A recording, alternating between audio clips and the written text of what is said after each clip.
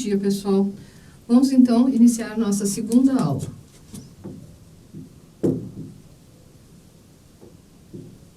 Nós vamos iniciar, como sempre, com uma revisão da primeira aula. Depois nós vamos passar para o mito. Depois nós vamos trabalhar o mito trágico ou a tragédia. Depois nós vamos trabalhar a estética em Platão. E nós vamos, se não conseguirmos trabalhar toda, pelo menos, nós vamos iniciar a estética em Aristóteles. Muito bem. Com relação à nossa revisão, vou só retomar o termo estética, porque quando eu assisti a nossa aula passada, eu percebi que eu escrevi estética do grego aístesis. Havia escrito errado, agora estou corrigindo. Mas a disciplina de estética, enquanto disciplina filosófica, ela surgiu somente no século XVIII, com o Baumgarten.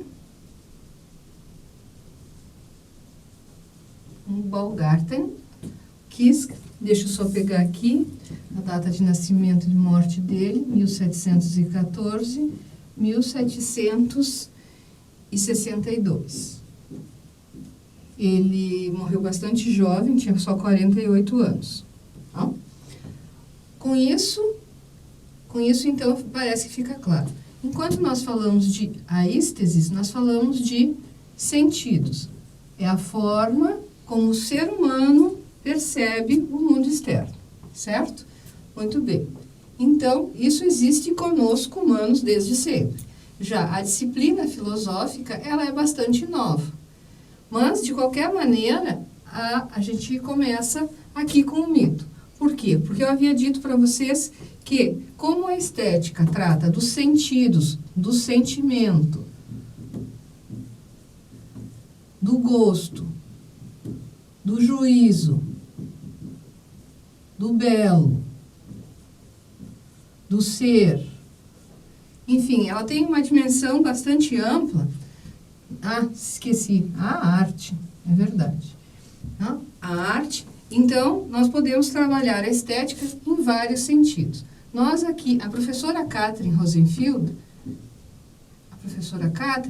ela trabalha a estética enquanto arte. Por isso que ela inicia a obra dela, ali na nossa introdução, falando sobre a arte rupestre, ou seja, a arte das cavernas.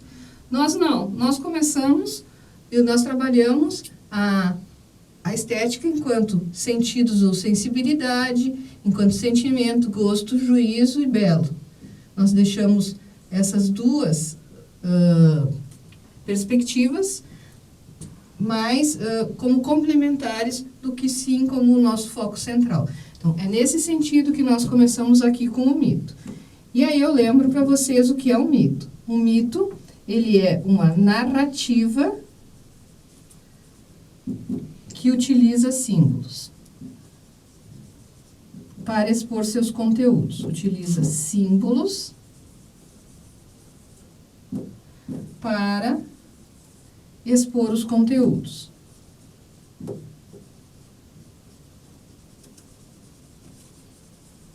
Para explicar uma realidade. Por exemplo, quando eu quero explicar como surge o amor, né? Quando eu quero, não, quando eles quiseram, lá na pré-história, na nossa chamada pré-história, no início da nossa história, eles, quando queriam explicar, por exemplo, como existiu o amor, eles faziam uma narrativa que utilizava símbolos para expor os seus conteúdos.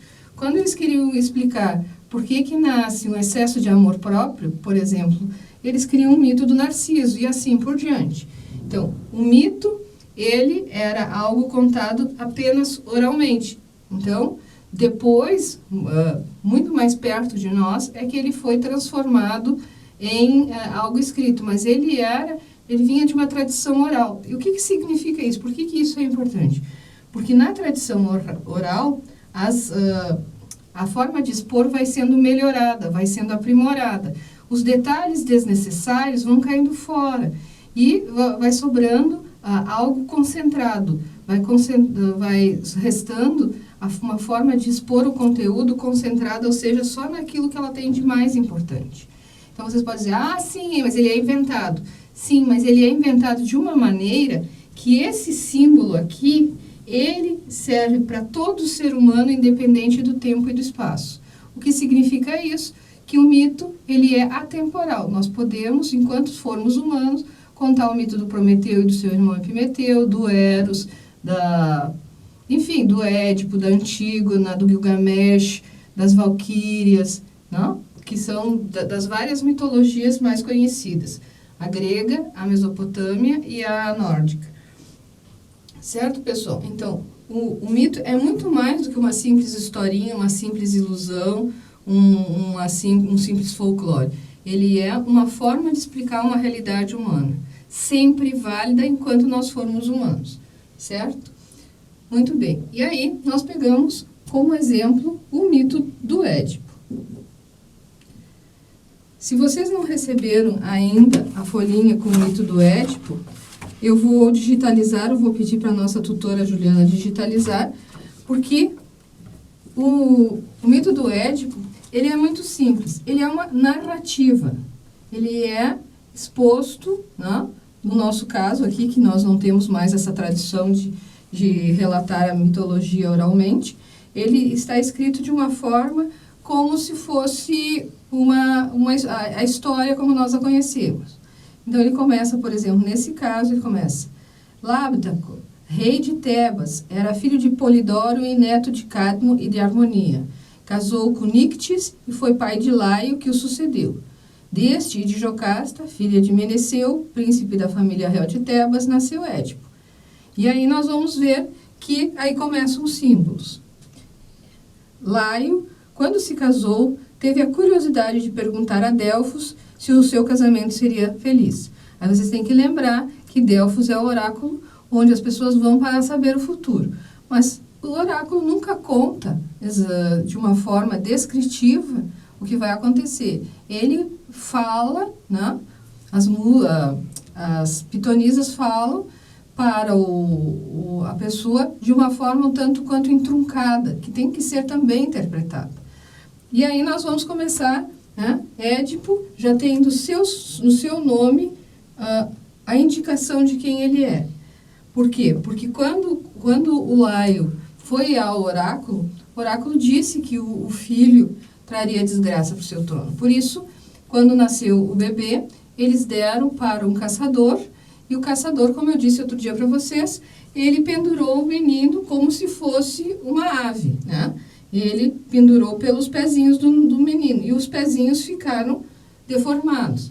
E então, Édipo é o termo que se usa em grego para dizer que Édipo tinha os pés deformados, por isso ele não ia conseguir se posicionar, né, de uma forma ereta, caminhar, conduzir sua vida de uma forma que nós consideramos normal. Por isso, de certa forma, explica os caminhos e descaminhos do Édipo. Outro exemplo que nós temos, outro signo que nós temos aqui nesse mito é a esfinge. A esfinge. E aí, quando nós vamos falar ou pensar sobre a esfinge, nós temos que fazer aquilo que todo símbolo exige, que é interpretar. Então, a esfinge, meio animal, meio humano, o que ela faz? Ela confronta quem quer entrar na cidade. O que é a cidade? A cidade também é um símbolo. É um símbolo de civilização, de vida organizada, de convívio com os outros, de regramento, de contenção dos instintos. Então, para entrar, eles têm que responder a pergunta da esfinge. A esfinge nós poderíamos dizer, numa interpretação bastante simples, que é os problemas da nossa vida. Se nós não os enfrentamos, nós não entramos num momento melhor na nossa vida, um momento de superação das dificuldades, que nós vamos estar melhor preparados, isso vamos estar junto com os nossos os nossos pares, etc. Mas também, né, se pode pensar assim, a esfinge como aquela que exige para que o ser humano ascenda, suba na escala da sua humanidade, que ela se conheça. Por isso que a esfinge pergunta, quem é que de manhã caminha com 4 patas, ou, né, com 4 membros, de tarde 2 e de noite 3. E aí o Édipo, no original grego, ele não sabia a resposta. E aí, naquela confusão dele, ele põe a mão no peito e aí a esfinge entende que ele está dizendo que é ele como representante da humanidade, ele como ser humano. E aí ela se precipita e ele entra em Tebas. Bom, e aí continua a narrativa. Ou seja, o mito ele está cheio de símbolos que nós precisamos interpretar. E nessa interpretação do mito é que nós percebemos que ele nos aperfeiçoa o espírito, porque quando nós interpretamos, nós fazemos uma atividade de pensamento, de reflexão, de memória, de invenção, de curiosidade, e aí o nosso espírito fica aperfeiçoado, nós nos tornamos mais humanos. Bom, então vamos apagar aqui. Com relação à revisão, eu tinha pedido para vocês lerem o livro aqui da professora Catherine e eu não recebi nenhuma questão, mas vocês ainda podem enviar, se vocês tiverem perguntas, porque eu penso que não vale a pena nós ficarmos aqui lendo, então eu vou fazendo as explicações e vocês vão fazendo as leituras. Com relação ao mito, a mesma coisa. Vocês vejam as dúvidas, porque eu já tinha começado uma explicação sobre o mito e agora nós vamos adiante. Agora nós vamos falar sobre a tragédia.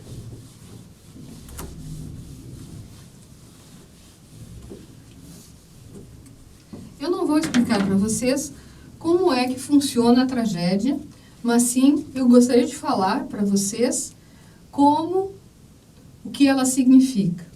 Quando se acreditava nas teodiceias e nas cosmogonias, ou seja, que o mito, tanto cosmogônico quanto teogônico, sempre baseado em vontade de deuses ou de forças que o homem não dominava, esse, então, é a forma que surgiu em oposição ou em complemento à forma senso comum.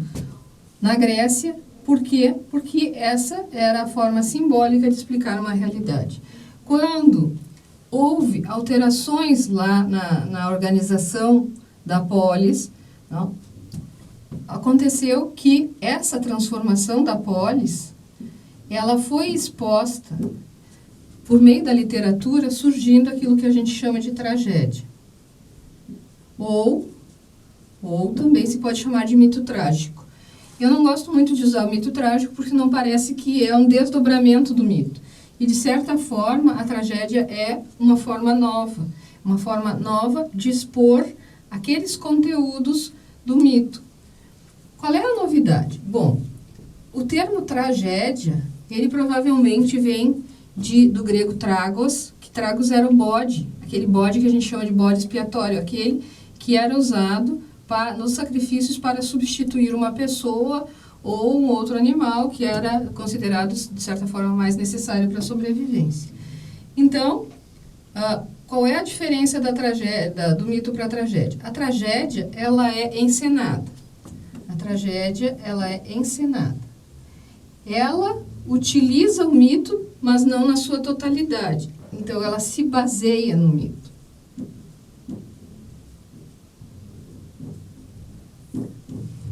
Só que ela faz o seguinte, ela pega um momento do mito. Ela não trabalha todo o mito. Ela pega um momento do mito.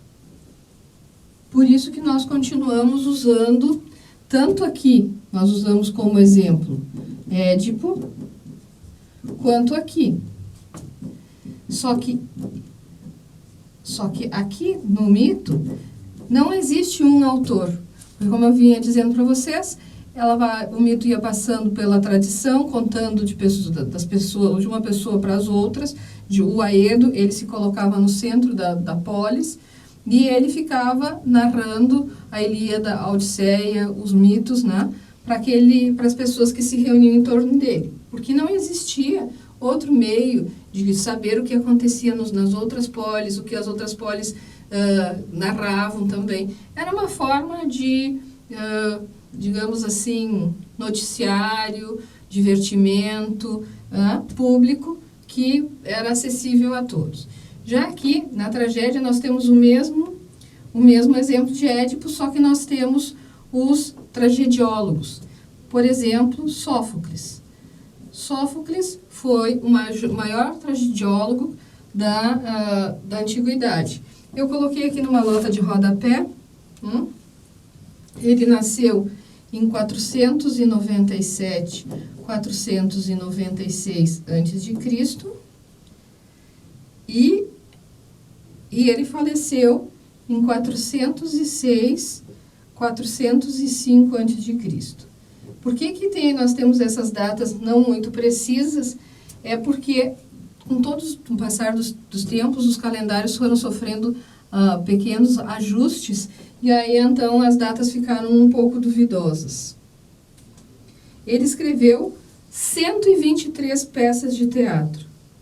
E ele venceu 24 dos 30 concursos sobre tragédias dos quais ele participou. Então, realmente, ele é muito importante.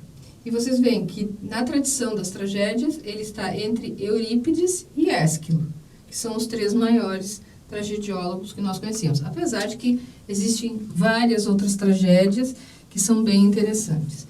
Então, nós já conhecemos o mito do Édipo, e agora nós podemos pensar na tragédia do Édipo. Vocês já sabem que quando a polis sofreu transformações, especialmente essa, de que o mito, ele colocava a origem, a causa das ações humanas na vontade dos deuses e etc. Já na tragédia, nós temos que o homem, o ser humano, ele passa a ser, vamos colocar aqui, o ser humano torna-se o responsável por suas ações. Responsável por suas ações. E isso não é pouca coisa, porque aí, dessa forma, nós temos alterações jurídicas, nós temos alterações políticas, nós temos alterações, como vocês veem, na arte, onde a tragédia ela é teatro e ela é literatura. Bom, vamos ver o que nós precisamos pensar agora. Sófocles, então, ele mostra o homem se tornando senhor das suas ações. E o Édipo? O que acontece com o Édipo? Na tragédia, a tragédia Édipo, ela está numa trilogia, quer dizer que são 3 obras complementares. Uma é Édipo, a primeira é Édipo, a segunda é Sete contra Tebas, que são os 2 filhos, a briga entre os 2 filhos do Édipo. Bom, nós temos Antígona, e depois nós temos Édipo em Colono.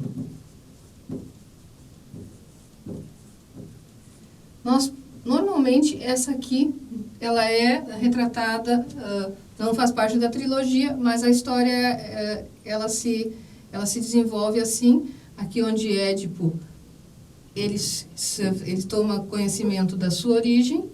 Essa aqui é a briga dos 2 meninos, filhos do Édipo, pelo poder em Tebas. Aqui é a história da menina, da filha do Édipo, e aqui é o final da história. E essa cidade aqui, Colono, só para a gente ter uma noção, ela é onde Sófocles nasceu. Sófocles nasceu em Colono. E aí vocês vão lembrar, dessa palavra colono, porque nós temos a nossa palavra colônia.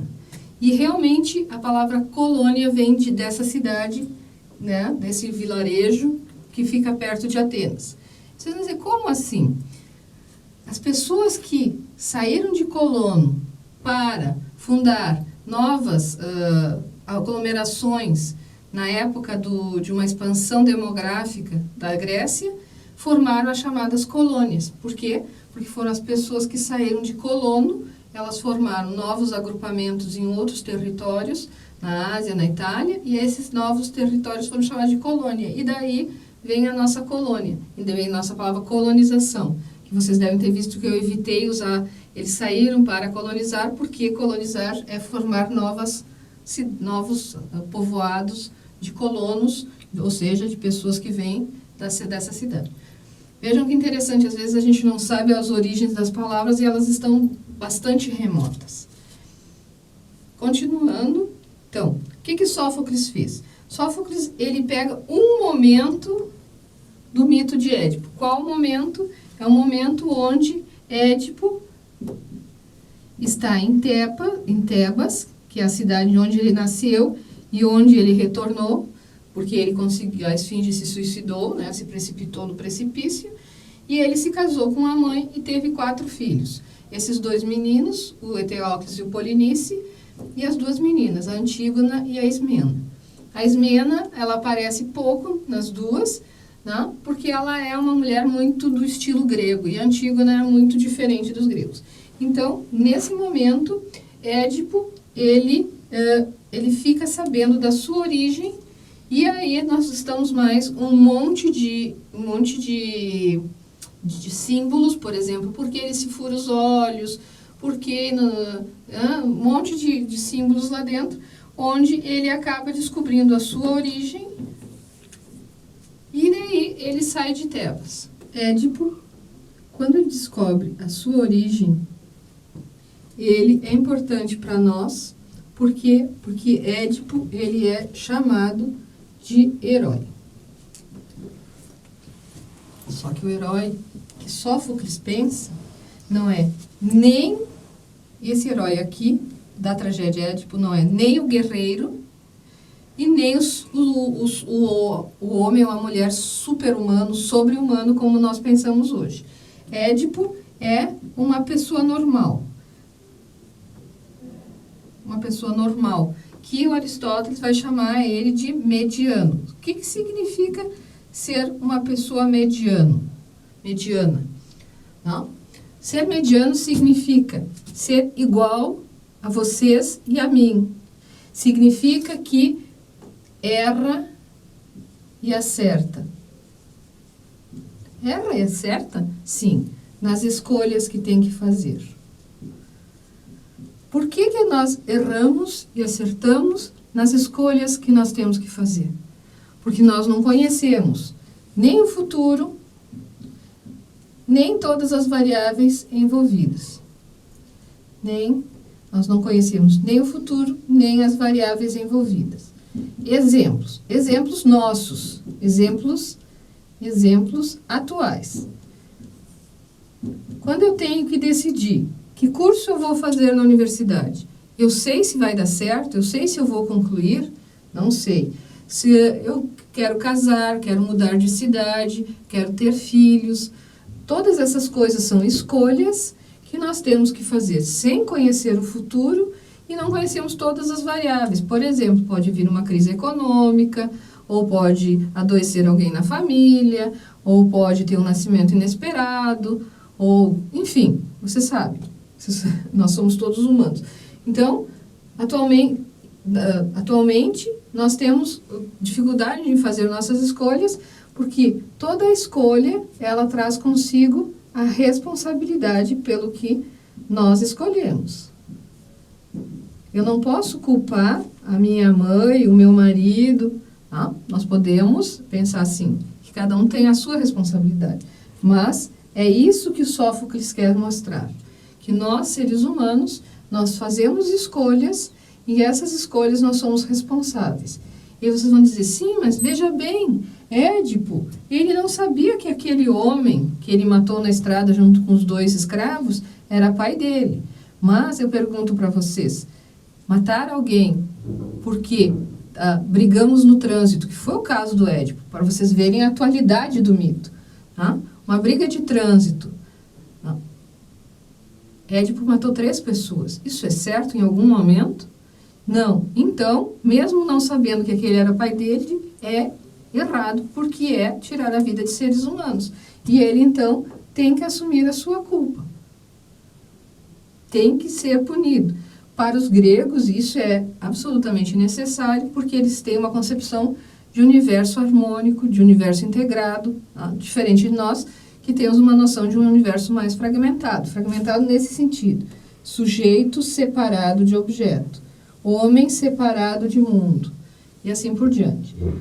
De qualquer forma, Sófocles mostra, diferente daquilo que acontecia no mito, que nós somos seres trágicos, não porque nós estamos fadados, temos um destino de fazer coisas ruins. Não, porque o Sófocles quer mostrar que o nosso destino é fazer escolha e nos responsabilizarmos pelas escolhas.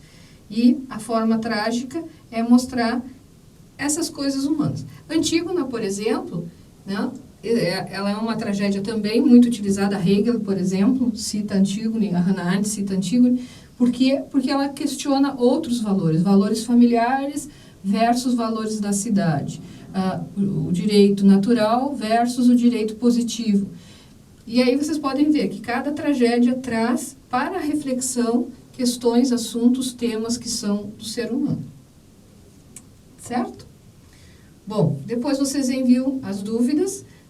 Com relação ao mito de Édipo, vocês sabem que é muito fácil encontrar na nossa biblioteca, tanto a biblioteca impressa quanto a biblioteca virtual, ou vocês podem baixar um PDF, enfim. E a tragédia do Édipo, ela é uma das mais conhecidas, então também tem vários exemplares na nossa biblioteca. Vamos então para Platão. Estou retornando então, como vocês podem ver, e eu já preparei as nossas aulas para que eu pudesse ter um minuto de reflexão e vocês pudessem também perceber que nós estamos, digamos assim, andando, nós estamos progredindo no nosso conteúdo. Então agora nós vamos entrar no pensamento platônico. E aí eu já coloquei algumas características que depois vocês podem simplesmente parar o vídeo e copiar. Então, aqui está, né, as datas de nascimento e morte de Platão. Platão nasceu em Atenas, na Grécia. Ele era um cidadão ateniense, ou seja, ele era filho das famílias que pretendiam-se fundadoras da cidade de Atenas, então com poderes políticos e todas as prerrogativas do cidadão ateniense. Antes de nós partirmos para as características, eu quero lembrar para vocês que tanto a ética, quanto a política, quanto a estética, que é a nossa questão, né? A nossa aula de estética, estão diretamente vinculadas à epistemologia platônica ou à teoria do conhecimento. E aí, nós vamos só lembrar as coisas mais básicas que nós precisamos para compreender a estética platônica. A primeira coisa, nós vamos ter que lembrar a teoria dos dois mundos. Vocês lembram da teoria dos dois mundos? Um é um mundo sensível. Vamos começar pelo inteligível, né? Um é um mundo inteligível, que é o mundo das ideias, que é imutável, que é aquele das coisas em si, e nós temos um mundo sensível, que é um mundo contrário ao anterior, que é um mundo das aparências, é um mundo passageiro, é um mundo histórico, temporal e finito, e aí vocês sabem que nós vivemos nesse mundo porque nós somos dotados de um corpo e de uma alma ainda dentro da nomenclatura platônica. E o mundo inteligível é o mundo das ideias. E a pergunta que se coloca aqui é possível ascender, progredir do mundo sensível, do mundo sensível ao inteligível, segundo Platão? E a resposta é sim. É possível nós ascendermos desse mundo das cópias, das coisas mutáveis, das coisas que podem nos enganar, o mundo da doxa, o mundo da incerteza, ou seja, da falta de verdade, o mundo das ilusões, do erro, que é o mundo sensível. E como é que para Platão se faz isso? Se faz isso por meio da arte. Então, vocês veem assim, que a estética na filosofia platônica é uma filosofia da arte, certo? Só que Platão, ele entende que existem duas artes, a má arte e a boa arte.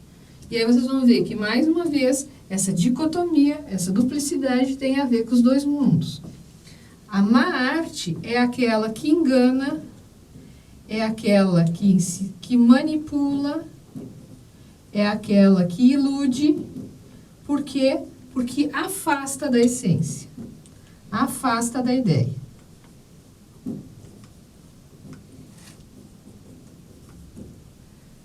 Certo? Ou seja, nós temos uma arte que, quando ela é cópia, ela nos dá a ilusão de conhecimento, ela nos afasta do mundo racional, ela nos afasta da reflexão, ela nos afasta da busca pelo inteligível, porque ela nos prende ao corpo, ela nos prende ao sensível. Certo? Então, quanto mais presos nós ficarmos ao nosso corpo físico, mais longe nós ficaremos do mundo inteligível. Mas, em contrapartida, existe a boa arte. A boa arte é exatamente aquela que faz o contrário, não? Ela leva ao conhecimento, ela busca a verdade, ou mostra a verdade, ela desprende do mundo sensível, ela aproxima da ideia, certo? Então, em Platão nós temos isso. Se houver tempo, eu gostaria de falar para vocês da escrita e outras coisas, para vocês entenderem melhor a arte platônica. Só vou dar um exemplo. A má arte, por exemplo, para Platão, é a arte de declamar a Ilíada e a Odisseia. Por que o Platão ele era contra os aedos? Porque ele diz que o aedo, quando fica declamando os poemas antigos, ele faz com que as pessoas elas não cultivem a parte racional da sua alma. Elas caiam numa espécie de torpor hedonista. Aí vocês veem que esse hedonismo, que é essa palavra grega, em Platão ela tem um caráter negativo. É um prazer meramente físico. Então, se ele é um prazer meramente físico, a arte do aedo ela é uma arte de enganar, de manipular o espírito, a alma, no sentido de afastar ela da ideia, de deixar ela entorpecida, de ativar o lado irracional da alma. Continuando aqui. Então, se nós dissemos que a estética Platão, ela é baseada na concepção de arte, onde existem dois tipos de arte. Se existe uma má arte, e para Platão é possível ascender de uma má arte para uma boa arte, é possível sair, não ficar preso no mundo sensível e ir para o mundo inteligível. Como se faz isso? Se faz isso por meio da dialética, né? E a dialética, então, é o trabalho do corporal passar para o moral, passar para o intelectual e passar para a ideia. É como se nós disséssemos que é possível subir uma escada rumo à ideia. Nós estamos aqui nesse patamar de centrados, baseados apenas no mundo sensível.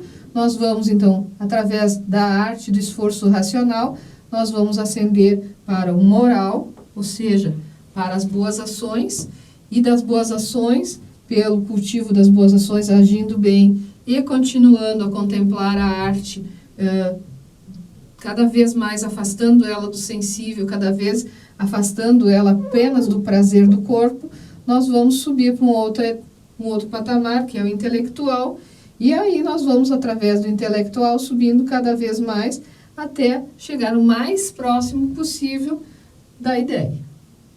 E aí vocês veem que quanto mais eu me aproximo das questões da alma pura, mais eu me afasto de estar presa ao corpo. Tá? Então, aqui está. O humano, então, ele pode ascender ao belo por meio da dialética. Dessa forma, a gente pode perceber que a arte tem uma hierarquia. E essa hierarquia, eu coloquei ela aqui. Então, a pintura, Platão entende que é a cópia da cópia. Por que que a pintura é a pior de todas as artes? Porque ela copia a cópia. Vocês imaginem, eu estou aqui, eu vejo uma árvore, essa árvore é cópia da árvore ideal, e eu venho aqui no quadro e desenho, uma árvore. Então, essa minha árvore aqui, ela é a cópia daquela árvore que está aqui na natureza, e essa árvore que está na natureza é a cópia da árvore ideal. Então, ela é realmente aquela que mais afastada está da ideia. Depois, nós podemos subir na hierarquia, aí nós temos a escultura, a arquitetura, que são já artes superiores. Por quê? Porque elas são a materialização da ideia. E aí que nós poderemos ter também artes mais consideradas mais manuais, como a carpintaria, a náutica e etc. Desculpe, faltou uma vírgula aqui. E as melhores artes, aquelas que mais nos aproximam da ideia, são essas aqui, porque elas são imateriais, né? A música, vocês sabem que Platão une música, cor, matemática, né? Acreditando que tem uma harmonia entre elas. Afinal de contas, Platão é um órfico e pitagórico. E o teatro, onde há aquela representação e ela também não é material. Certo? Por que isso? Não? Porque a alma aqui, ela pode superar essa prisão que é o corpo, nós estamos falando de Platão, e nos aproximarmos cada vez mais da essência. Então, só para finalizar essa parte, antes de ir para o texto, para Platão, o belo, o bem, o bom, a verdade, a ideia, o conceito, são todos iguais. Então, se eu atinjo o belo, eu atinjo aquilo que é bom, eu atinjo aquilo que é o bem, eu atinjo a verdade, porque eu me aproximo cada vez mais do mundo inteligível, ou seja, eu me aproximo do conceito. Certo? Aí, nós vamos, em seguida, trabalhar, eu vou apagar, e nós vamos trabalhar algumas obras de Platão sobre o belo. Muito bem, vamos continuar estudando a estética de Platão. No livro da professora Catherine, vocês vão abrir na página 10, aqui vai falar sobre o belo na antiguidade, ou seja, vai contextualizar o pensamento platônico, onde fala sobre o belo e o bom. Belo em grego é kalos e o bem é agathos. Não? Esse termo junto fica um pouco feio no português, mas é isso que ele significa, o belo e o bem juntos. E aí na página 11 entramos em Sócrates e Platão. Coloquei os dados do Sócrates lá em cima, para que vocês lembrem que Sócrates foi o mestre de Platão e Sócrates nada escreveu. Por que Sócrates nada escreveu? Porque ele dizia que quando se escreve, se perde o movimento do pensamento que o diálogo, que a conversa permite. Então, para que não se perdesse esse movimento do pensamento expresso no diálogo, Sócrates nada escreveu. Platão, então, sentindo a necessidade de registrar as ideias do seu mestre, professor e amigo Sócrates, ele escreve. E aí, como ele faz isso? Ele escreve em forma de diálogo. O diálogo platônico é, então, esse esforço intelectual do Platão de manter o pensamento vivo, não calcificado, não endurecido pelas palavras. Não? Tá? Bom, então, aqui a professora Catherine vai explicar a estética platônica e, de certa forma, ela não vai sair muito do que nós já vimos. Se houverem dúvidas, vocês escrevem. E aí eu vou lembrar as obras de Platão, que são as que tratam sobre o belo. O Hípias Maior, quando ele ainda era jovem. Aí depois nós temos Ion, que é um diálogo onde ele critica essa má arte, essa arte que engana, essa arte que leva à reflexão, que leva a um prazer mais ou menos, como se diria, que onde a pessoa está num êxtase que não leva à reflexão, que leva ao afastamento da ideia. E depois nós temos também algo sobre estética no banquete, e isso a professora Catherine, eu sempre confundo a professora Catherine com a professora Carol, mas porque eu leio as duas, e ela vai falar alguma coisa. Então, nós vamos começar pelo Hípias Maior, onde Sócrates vai perguntar, Platão vai expor uma conversa entre Sócrates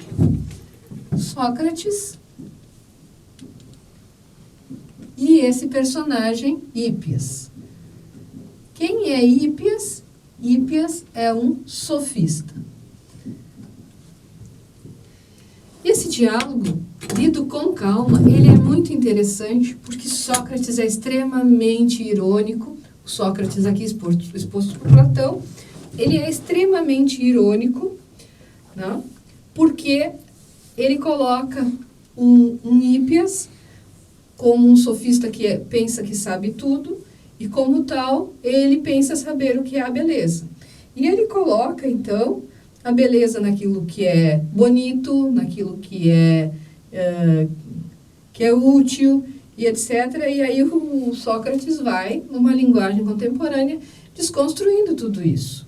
Porque ele diz assim, bom, então, se você diz que o belo é aquilo que é bonito, nós temos também nós temos uma bela mulher, mas nós temos uma bela égua.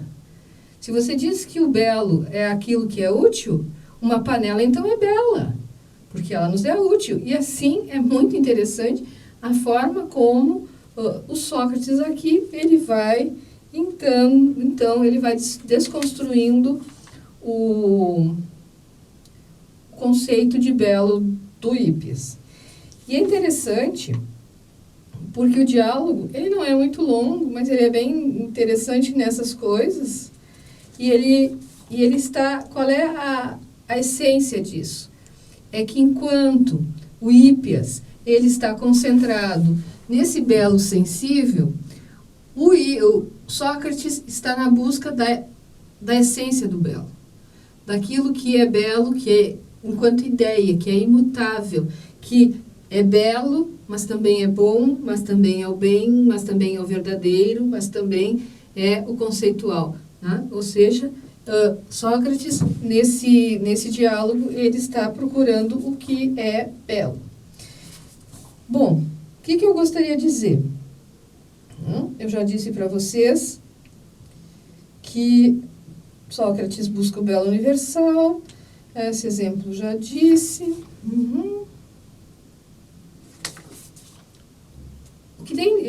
Para finalizar esse texto aqui, eu gostaria de dizer para vocês que ele não termina com um conceito de belo. Por quê? Porque nesse tempo ainda, o Sócrates platônico, ele ainda é muito maiêutico, então ele sempre traz mais perguntas do que respostas. Mas, por outro lado, se pode filosoficamente saber o que é belo a partir do que o Sócrates mostra ao Hípias do que não é o belo. E esse é um exercício que eu gostaria que vocês fizessem, porque está bastante claro que não é belo. E eu já dei alguns exemplos, então vocês vão encontrar no texto. o que eu gostaria que vocês retivessem, então, do Hípias é que ele é um diálogo entre um Sócrates que busca o inteligível, a essência da beleza, e um Hípias sofista que acredita que a beleza é aquilo que é sensível, certo? E vocês têm que lembrar que nós podemos partir daquilo que é sensível. Aliás, é normal, é natural para nós partirmos do belo, das coisas do corpo e do nosso mundo externo para acendermos a ideia. Só que para Platão, lembrem, se nós ficarmos só com a má arte, nós nunca vamos ascender para os outros estágios mais próximos do mundo sensível. Muito bem, então agora vamos para a última parte da nossa aula, uma extensa aula no sentido de bastante conteúdos. Vamos então para a estética em Aristóteles. Aristóteles não era grego, ele era macedônio, ele foi aluno de Platão por muitos anos. Aos 18 anos, Aristóteles foi para Atenas e se tornou discípulo de Platão. Quando Platão morreu, e aí Aristóteles não foi escolhido por Platão como seu sucessor e legatário, Aristóteles fundou uma escola que recebeu o nome de Liceu, porque perto dali havia uma estátua ao deus Apolo Lício. Então, dessa palavra Lício veio a palavra Liceu. A concepção de estética em Aristóteles, ela é ao mesmo tempo próxima e ao mesmo tempo distante da de Platão, certo? Por quê? Porque Aristóteles, ele valorizava muito a realidade na qual se vivia, né? Por exemplo, quem lê a Política percebe o tempo inteiro Aristóteles usando exemplos de outras cidades, de outras polis gregas, quando ele vai fazer os comentários do que ele acha que é melhor para Atenas. Tá, retornando então para Aristóteles, o Aristóteles da estética. As características. Então, ele é próximo do mestre Platão quando ele sistematiza algumas coisas que para ele no platonismo não tinham ficado claras. Outra coisa, para Aristóteles, o belo tem a ver com o harmônico. Por quê? Porque o belo precisa, para algo ser belo, ele tem que ter uma boa disposição das partes. Vocês já estudaram em filosofia antiga e vão estudar também em teoria do conhecimento e outras, que isso está plenamente de acordo, né, com o pensamento aristotélico. Porque Aristóteles diz que a boa disposição das partes é quando elas têm medidas proporcionais, elas mantêm um ritmo, né, como, por exemplo, a música, a tragédia, etc. Elas têm uma ordem, elas mantêm uma simetria, portanto, elas são harmônicas. Por quê? Porque a boa disposição das partes, elas são simples, mas elas são completas, elas são orgânicas, ou seja, elas formam um todo com início, meio e fim. Bom, aí nós precisamos entrar numa diferença, que é um avanço não apenas no sentido cronológico, mas também no sentido de pensar a estética com relação à poética. Por quê? Porque a poiesis, ou poiesis, como vocês quiserem dizer, a poiesis para o grego é um simples fazer. Um fazer como aquele do cozinheiro, como aquele do marceneiro, como aquele do oleiro, como aquele que cultiva, que põe a semente no solo, aquele que ceifa, aquele que moe. Só que Aristóteles diz que esse fazer, ele não é só um fazer sem nenhum tipo de reflexão, que existem dois tipos de fazer. Um fazer que é aquilo que nós chamamos de mecânico, né, automático, né, que é um simples fazer, mas existe também um fazer que é produtivo, no sentido de, eu vou tirar essa palavra, que é criativo. O que a senhora quer dizer com isso, professor? Eu quero dizer que Aristóteles, ele altera a concepção de estética dizendo que a estética é uma poética. Uma poética, não no sentido que nós pensamos que é um poema, mas no sentido de que é um fazer criativo. um fazer inventivo, um fazer algo novo. Ele, então, ele dá uma nova acepção para essa palavra que era muito pouco significado, muito pouco valorizada, para uma palavra com bastante valorizada. Então, para Aristóteles, a estética é uma poética, é um fazer criativo. Qual é o principal exemplo que o Aristóteles usa? É a tragédia. Aristóteles, ele era um encantado pela tragédia de Sófocles. E o principal exemplo era a tragédia de Édipo.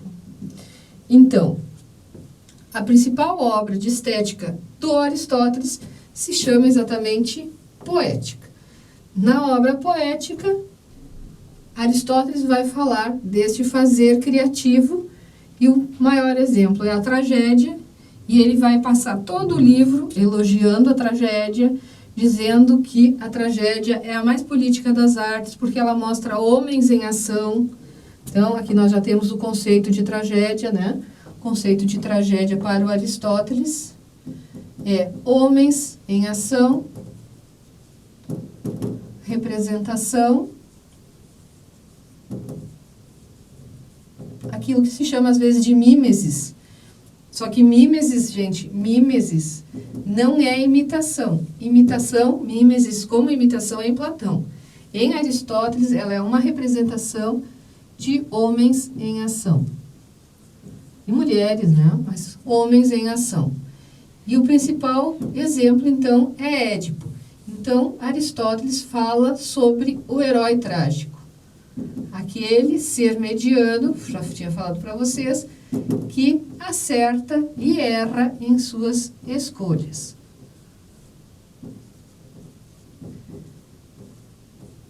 Aquele ser, o herói trágico, é aquele que escolhe e se torna responsável pelo que faz. Aí vocês entendem por que o exemplo é Édipo, e assim vocês entendem por que nós começamos com o começo, né, desde a base, com o mito, a tragédia, e depois nós entramos para aquilo que é mais sistematizado em matéria de estética, que são Platão e Aristóteles, certo?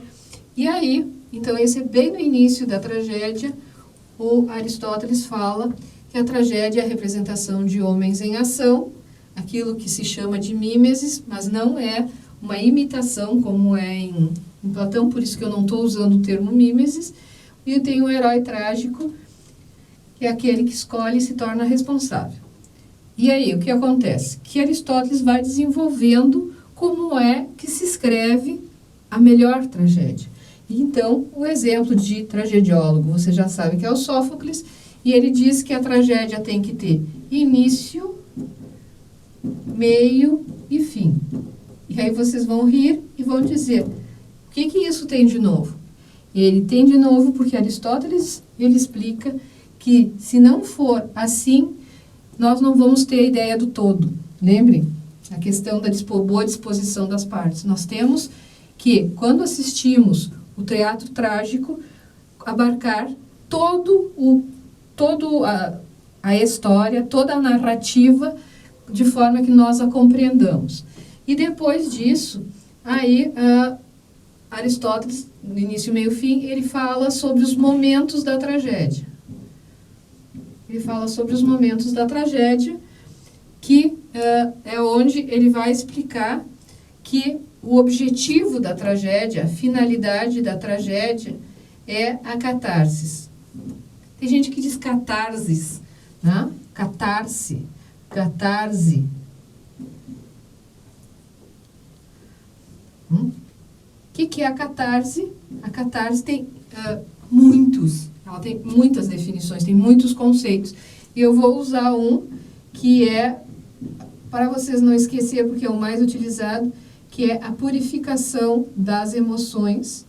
Ou, eu prefiro, acho que vai ficar melhor para nós já termos esse mais conclusivo, né?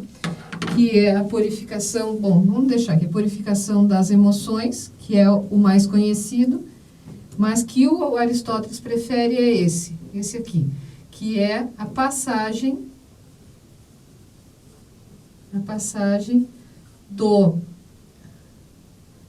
do sensível ou seja, das emoções, ao inteligível. Aí vocês vão lembrar Platão, e aí vocês vão lembrar o que eu te falei para vocês. Ao inteligível, ou seja, ao conhecimento, à ética e as outras disciplinas. Há uma outra coisa antes de entrar nos momentos. Eu preciso dizer para vocês que a tragédia, ela não visa passar uma moral. Ela não visa nos passar uma liçãozinha. Ela só visa a mostrar que o ser humano, ele precisa fazer essa passagem do sensível ao inteligível. Ele precisa fazer uma alteração qualitativa. Alteração de qualidade do seu ser. Eu vou colocar qualitativa, que fica mais qualitativo. Eu vou só citar, porque a nossa aula já está findando, os principais momentos são a sístasis, pragmaton, guardem esses nomes, a peripeteia, vou colocar mais para cá, a peripeteia, se vocês forem ler nas traduções vai estar peripécia, e o reconhecimento. Esses elementos, eles levam a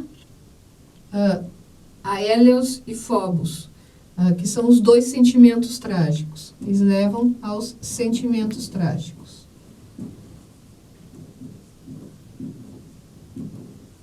E esses sentimentos trágicos fazem com que haja a catarse. Os sentimentos trágicos, eu vou... enchemos o quadro de novo. Vou tirar daqui. Os sentimentos trágicos, vou explicar melhor na nossa próxima aula. Os sentimentos trágicos, Hélios e Phobos em grego, são o terror e a piedade, que o espectador sentem ao presenciar aquilo que a tragédia mostra, e quando eles sentem terror e piedade, esses dois, não qualquer sentimento, mas exatamente esses dois, segundo Aristóteles, eles chegam ao objetivo, que é a catarse, ou catarse. Tá? Nós voltamos então na próxima aula, revisamos isso e vamos para a estética em Santo Agostinho e São Tomás.